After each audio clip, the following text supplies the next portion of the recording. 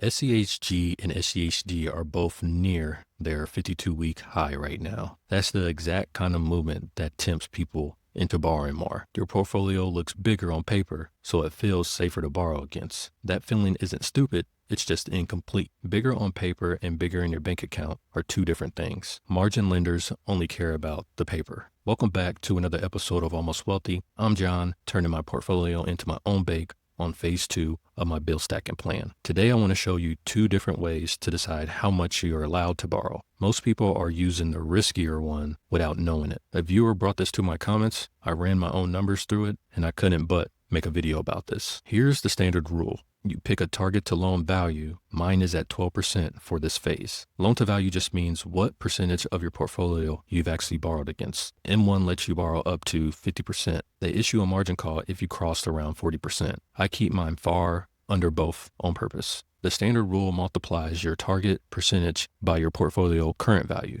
That value moves every single day the market moves. If SCHG or SCHD keeps climbing, my safety number climbs right along with them automatically. None of this extra room came from money I actually put in. It came from the market deciding my shares are worth more right now. But as you understand, the markets change their mind. The contributions don't. There is a second way of doing this. Instead of multiplying by your portfolio current value, you multiply by your actual deposits. That's called your cost basis. My portfolio is worth $12,100. I've actually put in $11,210 of that. The difference is unrealized gain. It's real, but it's not locked in yet. Run my 12% target against the market value, and my safe ceiling is $1,452. Run that same 12% against what I've actually contributed, it drops to $1,345. That's about $107 difference just from picking which number you multiply. It's a small gap today because my gains are still small, but they won't be small for long. Here's why the value-based version is riskier. If you borrow up to that ceiling, your loan gets sized off today's market mood. Let's say the market has a bad month. It gives you those gains back. Your portfolio value drops, your loan doesn't.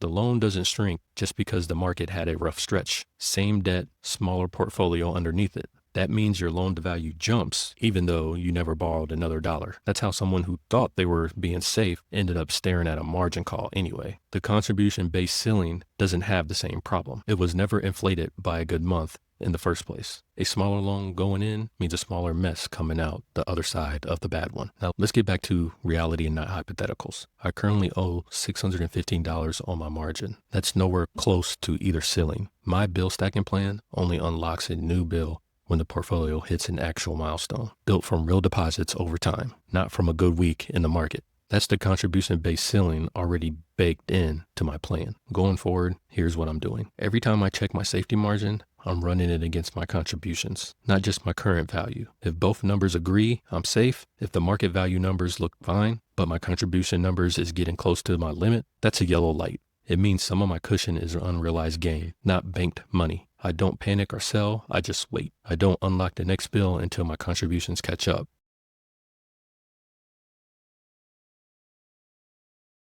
So here's how to check the numbers in 3 steps. On your account, add up every dollar you've actually deposited. Most brokers call this your cost basis. Multiply that by whatever target value loan you're comfortable with. Then run that same target on your current value market. Compare the two. If they're close, you're fine either way for now. If they're far apart, the gap is telling you something. It's showing you how much of your safety margin is unrealized gain, sitting on top of your real money. So what does this mean? I'm not saying unrealized gains are fake. They're real, they're mine, and they're doing exactly what I bought the shares to do. I'm saying don't use gains you have locked in as a basis for a loan you can't undo. Once you borrow against a number, the debt is fixed. Even though that debt wasn't, this is also safer with time, not just riskier.